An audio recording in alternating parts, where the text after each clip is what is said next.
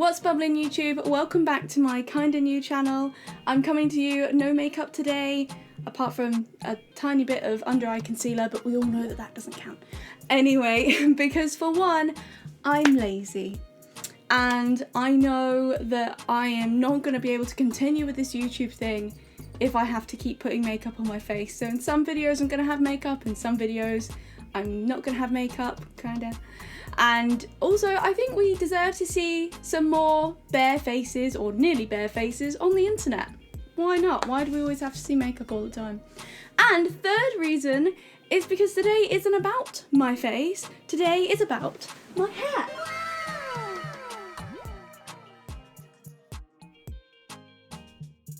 So I had this question come up on my TikTok channel, Mermaid Grace Official, go follow me there as well. And I've had the question asked a few times as well. It's just like, how do I look after my hair and keep my hair healthy and shiny when I'm a professional mermaid and I'm in chlorine like all the time? And I can tell you that it has been a journey. I definitely did not look after my hair at first, and I made a lot of mistakes, and I'm gonna walk you through those, as well as telling you my hair routine, how I look after my hair. I am obviously very blonde. I'm quite lucky, for people that want to be blonde, I guess, that I am naturally fair, as you can see. So I am naturally blonde, but I do get it highlighted to keep it bright, and I do have some lockdown roots coming through now. But when I first started as a professional mermaid, there was a lot of damage done to my hair. I'm going to see what photo evidence I can pull up for you and stick it on screen so you can see. There was a point where my hair was extremely dry. I was also losing my hair thanks to something called telogen effluvium, which was triggered by both stress and a lack of folic acid. I was severely low on folic acid, so I had to take folic acid tablets and become less stressed, you know, easy to do, to stop my hair from falling out. And I did have these big bald patches all went through here, and as you can see, mostly my hair has grown back. I don't know if you can see it. So I took a lot of steps to get to this point. You're probably looking at me right now and thinking your hair looks really flat and terrible. I didn't want to do anything special to my hair today. I just wanted you to see exactly how it is, so I can just give it a brush, and this is my hair. I have naturally dead straight hair. There is a little bit of a kink in it today because I've had my hair in a bun all day, and I normally just flick my hair like this and then try and give it a bit of body, and maybe I'll do some back combing, but I didn't want to do any of that because I wanted you to just be able to see exactly what my hair looks like. Even before my hair was falling out, it was so dry, and also because I didn't know how to take care of it properly, it kept going green. Here is a photo of my hair green. Like, as you can see, it is a bright green. Lots of people think that just dyed blonde hair goes green, but that's not true. Actually, natural blonde hair goes green as well, which is why the whole of my head was green and not just where my hair gets highlighted. And you'll notice some little kids' hair goes green as well, and that's generally when there's too much chlorine in the pool. Most of the time, private pools and jacuzzis are what you've got to worry about when it comes to that high of a chlorine level. But also, I just wasn't looking after it on this particular day. I was doing a photo shoot, but I was coaching the photo shoot, so I was coaching the models in their posing. So they would get in and I would get in with them to do their shoot and help them pose and coach them through it and be safety. And then I'd get out, have a drink, my hair would dry slightly, and then I'd get back in with the next model. So obviously these models were only in for a few minutes, but then I kept going back in and in and in, and my hair just kept drying and then resaturating with the chlorinated water, which is how it went so green. Now I'm going to tell you how you get your hair to stop being green later on in the video when I talk about my mermaid hair tips. But this particular day was so bad because not only did my hair go that green, I did something that's gonna happen a lot. Not only was my hair green, but I made an additional huge mistake that made my hair snap off. This side, I think my hair had gotten to about this length maybe, and then this side just snapped off completely. And that big mistake that I made was coconut oil. Do not use coconut oil. I know that it's probably the opposite of anything you've ever been taught or researched in online, like coconut oil is the holy grail for everything, and it's not. So I'm not a hair expert, but from what I can tell, coconut oil is only really meant for certain hair types in the first place. People with exceptionally dry hair or exceptionally thin hair, coconut oil isn't really right for you, as far as I'm aware. I think when you start getting to 3C/4A type hair, then that is the type of hair that coconut oil is great for. Right, I think the word is molecules. So thicker hair types have larger molecules in their hair strand that mean the coconut oil can penetrate through, whereas thinner hair types have tighter molecules that mean that the coconut molecules can't fit through. So it just kind of coats our hair, and it can cause a protein buildup that actually make dry hair drier. I hope I've explained that okay. There are probably going to be loads of people in the comments explaining it much better than I can. I am not a hair scientist. But my particular experience with the coconut oil was, it was after that particular day when my hair went green and I kept getting in and out the pool. My hair was so green. My hair was also just so dry and knotty from the movement of the water that I thought it would be a great idea to cover my hair in coconut oil before I washed it, to get some of those tangles out. And also I'd been taught that coconut oil was really good for replenishing your hair. But what actually happened was I coated my hair in the coconut oil, which meant that the air couldn't get to my hair. It trapped everything in. The coconut oil trapped the chlorine on my hair, and my hair had absolutely no chance, and it cooked. It cooked in the chlorine, which is then why when I rinsed the chlorine off and washed my hair, that my hair just snapped off. So just be careful with coconut oil. It is not necessarily for every hair type, and please, please, please, no matter what your hair type is, do not put it on when there is any trace of chlorine in your hair, because what happened to me will happen to you and you'll be having a really bad day. It was even pointed out to me how bad my hair looked. I mean, mermaids are supposed to have great hair, right? But this one lady saw the campaign that I did for TikTok. It had been shared on Facebook, and she felt the need to comment that mermaids were supposed to have nice hair. Oops. So after all that drama, I'm going to give you a close-up of my hair now, just so you can see, give it a brush. You can see now it is shiny, it is healthy. It is getting greasy from where I keep touching it. Does anyone else do this? I do this. I just can't stop touching my hair. And I mean, the ends are okay considering the fact that I am now in my second lockdown without a haircut. I've not had my haircut since the beginning of this year, and haven't had it highlighted since the beginning of this year either. So we've talked about some of the don'ts. Let's talk about the do's. This is how I look after my hair as a professional mermaid. So tip number 1. Before swimming in any form of chlorinated water, saturate your hair completely with clean fresh water before getting in. If you completely soak your hair with water from the shower, when you get into the chlorinated water straight afterwards, your hair shaft is already full, it's already absorbed lots of water, so the chlorinated water will struggle to get in the first place because your hair is already saturated.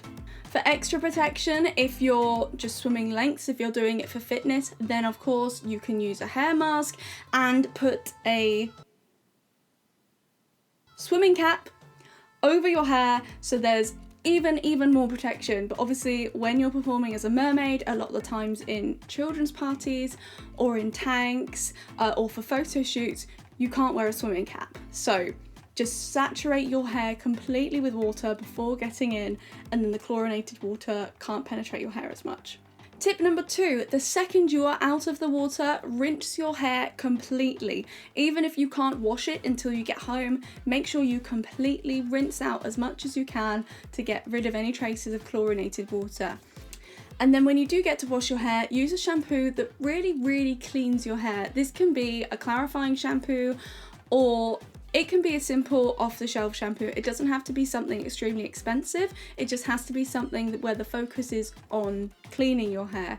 Obviously, shampoos all clean your hair to some degree, but the moisturizing shampoos might not be as good at making sure you get every single bit of chlorine out. At the moment, I'm using Aussie Mega shampoo. It's just a standard shampoo. It hasn't got any parabens, silicone or colorants in it, and it's just meant to clean your hair.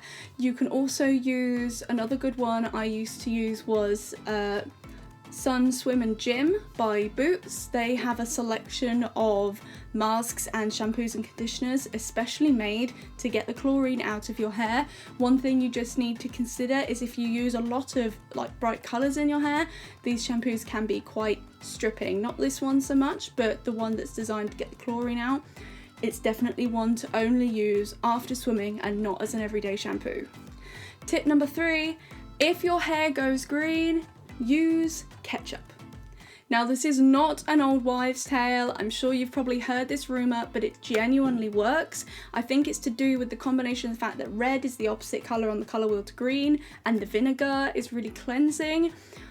But you will not want to have like chips or ketchup for a few days afterwards. You literally cover your hair in ketchup. I think I have a video here of me doing it. And then I'll wrap my hair in cling film and sit with it on my hair for 2 to 3 hours at least. It's not pleasant, it's a very strong ketchupy smell. It feels very strange doing this, but it works. And then my hair will go from that horrible green colour, or even just a green tinge, back to blonde. And to get the ketchup out, you just rinse it completely until you see no more red in the shower. It's a bit The Shining when you're doing it. And then shampoo and condition as normal.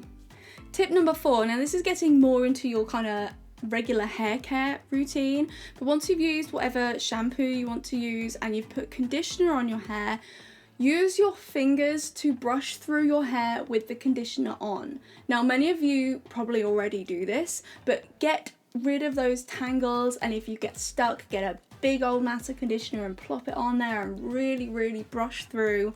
So then once you've done that and you've rinsed through your conditioner, your hair will be really easy to brush. Because the next thing I recommend is brushing your hair whilst it's wet. Now this can be dangerous for especially those of us with extremely fine hair, because your hair is more delicate at this time and it can snap and spring back. But this is why your brushing through with your fingers is really important step, because then when your hair is obviously still wet, once you've come out of the shower, you're then going to use a tangle teaser or a comb, something similar, and you're going to brush through your wet hair, which should be really easy to do because of the previous step. If you get caught on a knot, whatever you do, don't force it through and pull it, because that is what's going to make your hair snap. You can use a hair detangler. I use the Aussie Miracle Hair Insurance Conditioning Spray. And no, I'm not some kind of advertiser for Aussie. I find it's a good brand, a good off-the-shelf brand. You might call it a drugstore brand that's easy to get hold of, and they're good quality stuff. And yeah, their Miracle Hair Insurance Conditioning Spray is really good for detangling, so do that. Tip number 5, once you have shampooed and conditioned and rinsed and brushed your hair, use the detangler if you needed to. Again, whilst it's still wet, you want to use a split end kind of tamer for the ends of your hair. Now I recommend Split End Mender by Bedhead. It's Ego Boost. I've only used a few, so I don't have extensive knowledge, but I do really like this one. Now, many of you might have recoiled when I showed you this, because you might well know this contains silicone. And if you didn't know, you recoiled right then, because we have been taught that silicone is bad for our hair, and it's not something we should use. But I can tell you that again, that isn't always the case. So the silicones that used to be in most hair care many years ago were super bad, but a lot of silicones these days are water soluble, so they're not bad for the environment like the old silicones used to be, and they do just wash off your hair with the next wash. Silicones really have their place in your hair care routine, especially if you suffer from frizz or split ends like I do.